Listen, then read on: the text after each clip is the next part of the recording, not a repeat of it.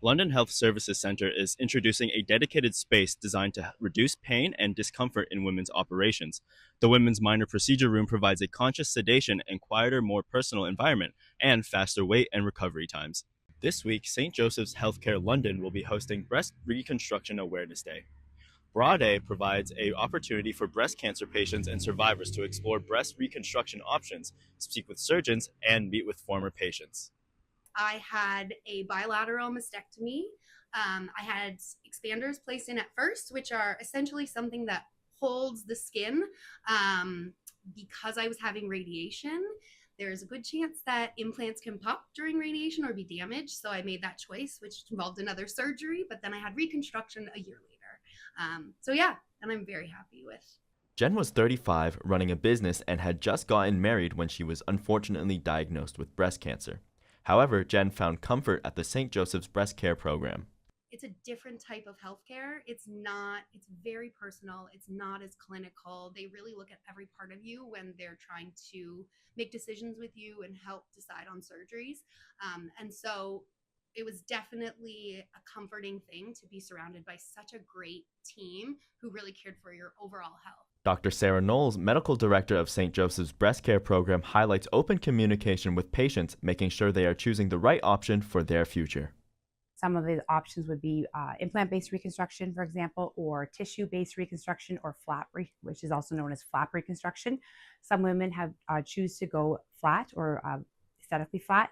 And there's an in-between option, which we're doing more of now, is called a Goldilocks mastectomy, where we leave a little bit of skin to help create a little bit of help to create a bit of a breast mound, but not a full reconstruction. It has been 3 years since Jen has had her reconstruction done, and now she's been giving back to the breast care program that saved her life. She is a model at the Show and Tell Lounge and also brings special cookies for the event. I wanted to make cookies that were really beautiful, but very non-typical. So I decided to represent all different skin colors, all different types of reconstruction surgery. So some of them have port scars because we get ports for our medications. Some of them, have one side, some of them have no sides. So I just really wanted to represent sort of everything that the models had been through in all the different colors that we are and just how beautiful that it actually is. Over 90 people have registered to attend Bra Day. You can read Jen's story and learn more about Bra Day on St. Joseph's website. Joshua Chen, XFM News.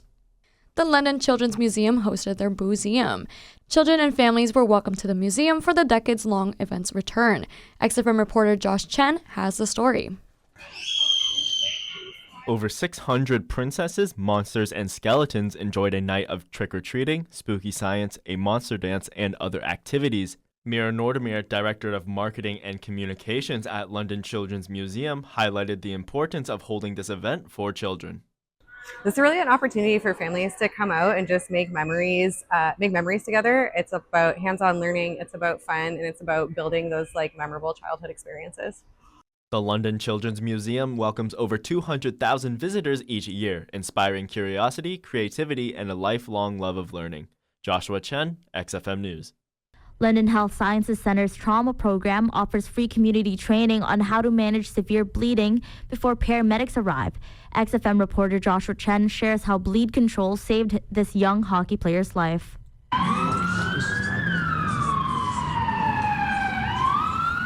A normal hockey game quickly turned into every parent's nightmare for Jennifer Thorpe when her 14-year-old son Tyler suffered a life-threatening wrist injury on the ice last March. Bleeding can be fatal within 4 to 5 minutes if not controlled, but thankfully an emergency physician and trainer for the opposing team recognized the situation and quickly controlled the bleeding.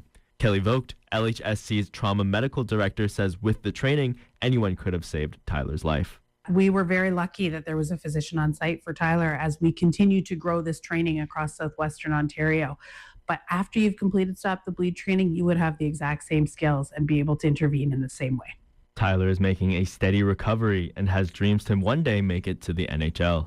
Oh, that'd be the dream, but really any team. I'm a Leafs fan, so it'd probably be the Leafs, but any team, if I get drafted any team, that'd be the goal.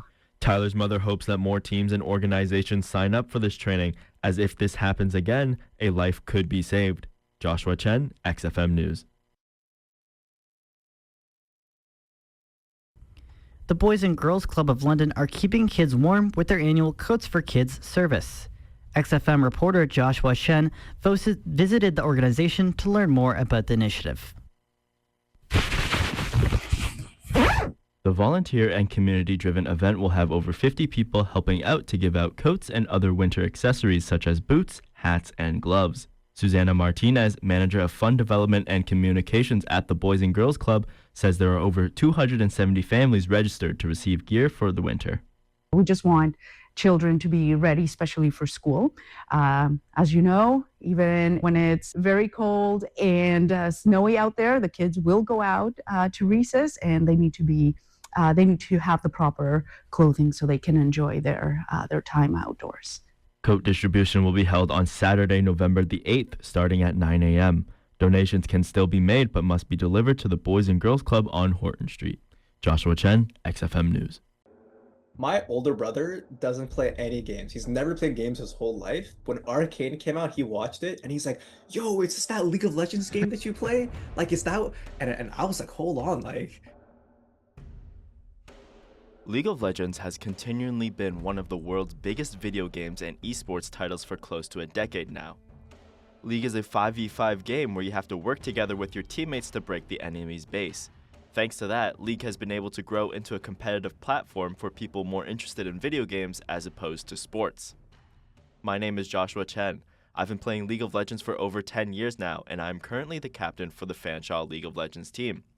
Ever since I started playing, it was my dream to one day go pro and play on the big stages, but as I grew older, I came to find out that it just wasn't going to happen.